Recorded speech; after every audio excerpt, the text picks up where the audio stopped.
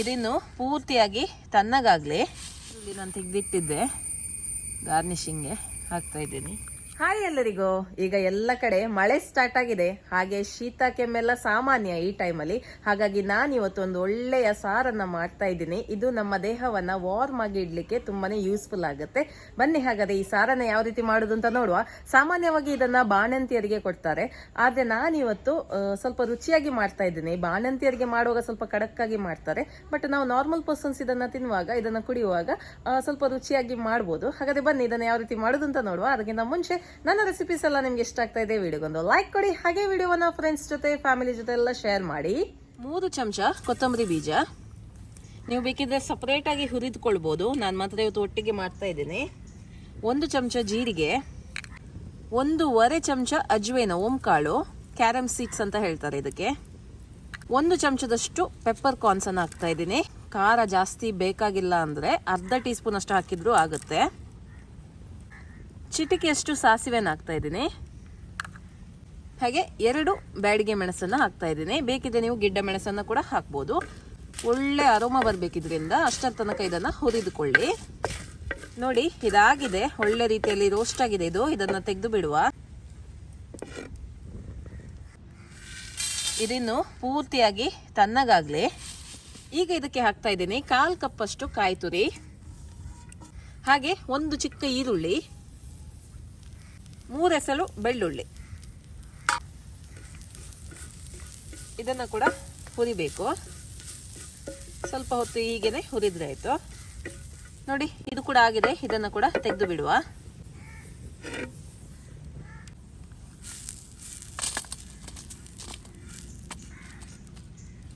ಈಗ ಇದಕ್ಕೆ ನಾನು ಹಾಕ್ತಾ ಇದ್ದೀನಿ 1/4 ಚಮಚದಷ್ಟು ಅರಿಶಿಣದ ಪುಡಿ, ಹಾಗೆ 1 ಸಣ್ಣ ತುಂಡು ಹುಳಿ. ಓಕೆ, ಇದಕ್ಕೆ ಆಕ್ಚುಲಿ ಜಾರ್ಗೆ ಹುಳಿ ಅಂತ ಸಿಗುತ್ತೆ, ಅಥವಾ ವಾಟೆ ಹುಳಿ ಅಂತ ಹೇಳ್ತಾರೆ, ಅದನ್ನ ಹಾಕೋದು. ಬಟ್ ಈಗ ಎಲ್ಲರ ಮನೆಯಲ್ಲಿ ಅದು ಇಲ್ಲದಿದ್ರೆ ಈ ತರ ಹುಣಸೆ ಹುಳಿಯನ್ನ ಹಾಕ್ಬಹುದು. ಇದ್ರೆ ನೀವು ಆ ಜಾರ್ಗೆ ಹುಳಿಯನ್ನ ಹಾಕಿಕೊಳ್ಳಿ, ಅದು ನಿಮ್ಗೆ ಆಯುರ್ವೇದಿಕ್ ಶಾಪ್ ಅಲ್ಲೆಲ್ಲ ಸಿಗುತ್ತೆ. ಬಾಣಂತಿಯರಿಗೆಲ್ಲ ಕೊಡುವಾಗ ವಾಟೆ ಹುಳಿ ಅಥವಾ ಜಾರ್ಗೆ ಹುಳಿ ಹಾಕಿ ಕೊಡೋದು.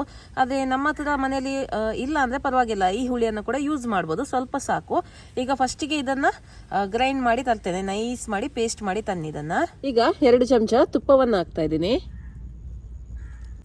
1 ಈರುಳ್ಳಿ ಕೆಂಪಾಗಬೇಕು. ಇದನ್ನ ನೀವು ಲಾಸ್ಟಿಗೆ ಕೂಡ ಮಾಡಿ ಹಾಕ್ಬೋದು, ಅಥವಾ ಫಸ್ಟಲ್ಲೇ ಈ ಥರ ನೀವು ರೋಸ್ಟ್ ಮಾಡಿ ಸಾರನ್ನು ಮಾಡ್ಬೋದು. ಹೇಗೆ ನಿಮಗೆ ಅನುಕೂಲ ಆಗುತ್ತೆ ಆ ಥರ ನೀವು ಒಗ್ಗರಣೆಯನ್ನು ಕೊಟ್ಟರೆ ಆಯಿತು. ನೋಡಿ ಈರುಳ್ಳಿ ಕೆಂಪಾಗಿದೆ. ಈಗ ಗ್ರೈಂಡ್ ಮಾಡಿರುವಂಥ ಮಸಾಲೆನ ಹಾಕುವ.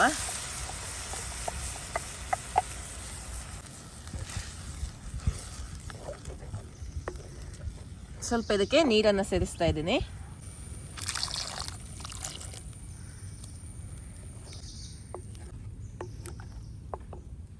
ರುಚಿಗೆ ತಕ್ಕಷ್ಟು ಉಪ್ಪನ್ನು ಹಾಕ್ತಾ ಇದ್ದೀನಿ. ಒಳ್ಳೆ ಒಂದು ಕುದಿ ಬರಲಿ. ಇದು ಕುದಿ ಬಂದ ನಂತರ ನೀವು ಬೇಕಿದ್ರೆ ಇದಕ್ಕೆ ಕಾಣೆ ಮೀನನ್ನು ಹಾಕ್ಬೋದು, ಅಥವಾ ಬೊಳಂಜೀರ ಮೀನನ್ನ ಎಲ್ಲ ಹಾಕಿ ನೀವು ಇದನ್ನ ಸಾರು ಮಾಡ್ಬೋದು. ನಾನು ಮಾತ್ರ ಪ್ಲೇನ್ ಆಗಿ ಇಡ್ತಾ ಇದ್ದೀನಿ. ನಿಮ್ಗೆ ಬೇಕಿದ್ರೆ ಮೀನನ್ನು ಹಾಕಿ ಇದನ್ನ ಮೀನ್ ಸಾರು ರೀತಿ ನೀವು ಇದನ್ನ ಸರ್ವ್ ಮಾಡ್ಬೋದು. ಒಳ್ಳೆ ಒಂದು ಕುದಿ ಬರಲಿ. ಈಗ ನೋಡಿ ಒಳ್ಳೆ ಕುದಿ ಬರ್ತಾ ಉಂಟು, ಇದು ರೆಡಿ ಆಗಿದೆ. ಇನ್ನು ಇದನ್ನ ಸರ್ವ್ ಮಾಡುವ. ರುಚಿಯಾದ ಪಲಾದೆ ರೆಡಿ ಆಗಿದೆ. ಸ್ವಲ್ಪ ಈರುಳ್ಳಿ ನಾನು ತೆಗೆದಿಟ್ಟಿದ್ದೆ, ಗಾರ್ನಿಶಿಂಗ್ಗೆ ಹಾಕ್ತಾ ಇದ್ದೀನಿ. ಓಕೆ, ಈಗ ಟೇಸ್ಟ್ ಮಾಡುವ ಸಮಯ.